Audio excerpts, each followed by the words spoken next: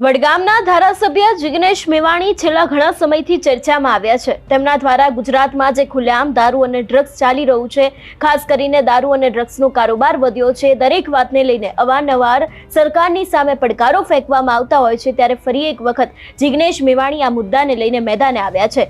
વિગતે ચર્ચા કરીએ સમગ્ર વિષયની। નમસ્કાર, હું હંસિની અને તમે જોઈ રહ્યા છો નિર્ભય ન્યૂઝ। એક બાજુ ગુજરાતમાં દારૂ અને ડ્રગ્સનો કારોબાર વધી રહ્યો છે અને આ જ વાતનો ઉગ્ર વિરોધ છે તે કોંગ્રેસના જિગ્નેશ મેવાણી દ્વારા કરવામાં આવી રહ્યો છે। એક બાદ એક આપણે જોતા આવ્યા છીએ કે આમ આદમી પાર્ટીના નેતાઓ હોય અથવા તો પછી કોંગ્રેસના નેતાઓ હોય, એ લોકો જિગ્નેશ મેવાણીને સમર્થન આપી રહ્યા છે કે ગુજરાતમાં દારૂ અને ડ્રગ્સ જે ખુલ્લેઆમ મળી રહ્યો છે તે હવે બંધ થવો જોઈએ। ઘણી બધી જગ્યાએ આપણે જોતા આવ્યા છીએ કે લોકો પણ જાગૃત થયા છે, લોકો દ્વારા પણ દારૂ અને ડ્રગ્સ બંધ કરવામાં આવે એવી રજૂઆત સરકારની સામે કરવામાં આવી છે। ત્યારે ફરી એક વખત આ મુદ્દાને લઈને જિગ્નેશ મેવાણી મેદાને આવ્યા છે અને કોંગ્રેસ દ્વારા એક કેમ્પેનની શરૂઆત કરવામાં આવશે એવી પણ વાત જિગ્નેશ મેવાણી દ્વારા કરવામાં આવી છે।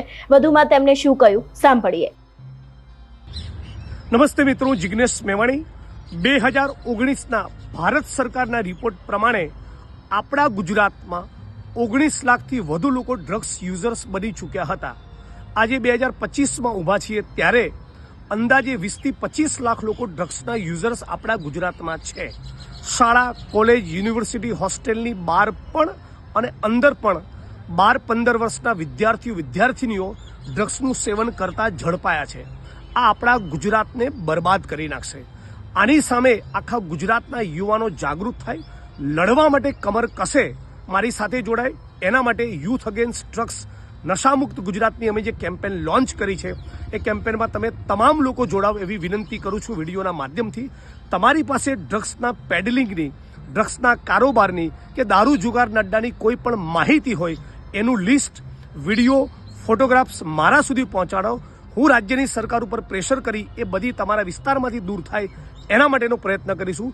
સાથે મળીને આપણે બધા લડીએ અને આપણા ગુજરાતને બરબાદ થતું બચાવીએ।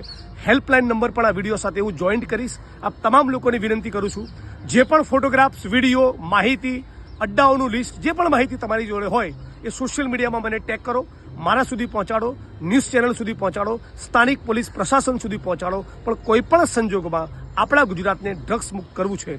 યુથ અગેન્સ્ટ ડ્રગ્સ એવી આ કેમ્પેનમાં, નશામુક્ત ગુજરાતની કેમ્પેનમાં તમે બધા જોડાશો। સાથોસાથ તમે જે પણ વિસ્તારમાં છો ત્યાંના કોઈ પણ બુટલેગર દ્વારા કે ગુંડા દ્વારા કે અસામાજિક તત્વો દ્વારા દારૂ, જુગાર, ડ્રગ્સના મુદ્દે લડવા બદલ, પોલીસને એની માહિતી આપવા બદલ કોઈ હુમલો કરે કે ધાક ધમકી આપે કે એની કોઈ પણ માહિતી તમારા સુધી હોય એ પણ મને પહોંચાડજો। હું તમારી પડખે ઉભો રહેવાનો સન્નિષ્ઠ પ્રયત્ન કરીશ। જે રીતે અત્યારે હાલ કોંગ્રેસ દ્વારા ક્યાંક ને ક્યાંક જે દારૂ અને ડ્રગ્સનો મુદ્દો જિગ્નેશ મેવાણી દ્વારા ઉપાડવામાં આવ્યો છે અને છેલ્લા ઘણા સમયથી આપણે જોતા પણ આવ્યા છે કે ઘણા બધા એવા વિસ્તારો છે કે જ્યાં ખુલ્લેઆમ દારૂ મળી રહ્યો છે, ઘણી બધી જગ્યાએ ડ્રગ્સ મળી રહ્યું છે, તો પછી આની પાછળ જવાબદાર કોણ છે તે મોટો સવાલ ક્યાંક ને ક્યાંક અહીંયા ઊભો થાય છે। આ સમગ્ર વિષય છે તે થરાદની અંદરથી શરૂ થયો હતો। બનાસકાંઠાની અંદર જે કોંગ્રેસની જન આક્રોશ યાત્રા હતી એ જ સમયે થરાદમાં ક્યાંક ને ક્યાંક જે ખુલ્લેઆમ દારૂ અને ડ્રગ્સ મળી રહ્યો છે એ જ વાતને લઈને જિગ્નેશ મેવાણીએ ઉગ્ર વિરોધ કર્યો હતો ને એ બાદ મામલો ગરમાયો હતો। જિગ્નેશ મેવાણીએ ત્યાં વિડીયો બનાવ્યો હતો અને કહેવામાં આવ્યું હતું કે થરાદની અંદર ખુલ્લેઆમ દારૂ અને ડ્રગ્સ મળી રહ્યું છે અને ફક્ત થરાદ જ નહીં, ગુજરાતના ઘણા બધા એવા વિસ્તારો છે કે જ્યાં ખુલ્લેઆમ દારૂ અને ડ્રગ્સ મળી રહ્યું છે, તો પછી આની પાછળ જવાબદાર કોણ છે એવી ક્યાંક ને ક્યાંક તેમના દ્વારા વાત કરવામાં આવી હતી। ભાજપના નેતા ઉપર આકરા પ્રહાર કરવામાં આવ્યા હતા, પરંતુ હવે જે કેમ્પેન લઈને જિગ્નેશ મેવાણી મેદાને આવ્યા છે અને તેમના દ્વારા ફરી એક વખત દારૂ અને ડ્રગ્સના મુદ્દાને લઈને ક્યાંક ને ક્યાંક લડી લેવાના મૂડમાં પણ જોવા મળી રહ્યા છે। ત્યારે જોવાનું રહેશે કે હવે આ ઘટનાની અંદર કયો વળાંક આવશે। તમારું શું માનવું છે આ વિષયને લઈને અમને કમેન્ટ કરીને ચોક્કસ જણાવજો। તેની સાથે અમારી ચેનલ નિર્ભય ન્યૂઝને લાઇક, શેર અને સબસ્ક્રાઇબ કરવાનું ભૂલશો નહીં। નમસ્કાર।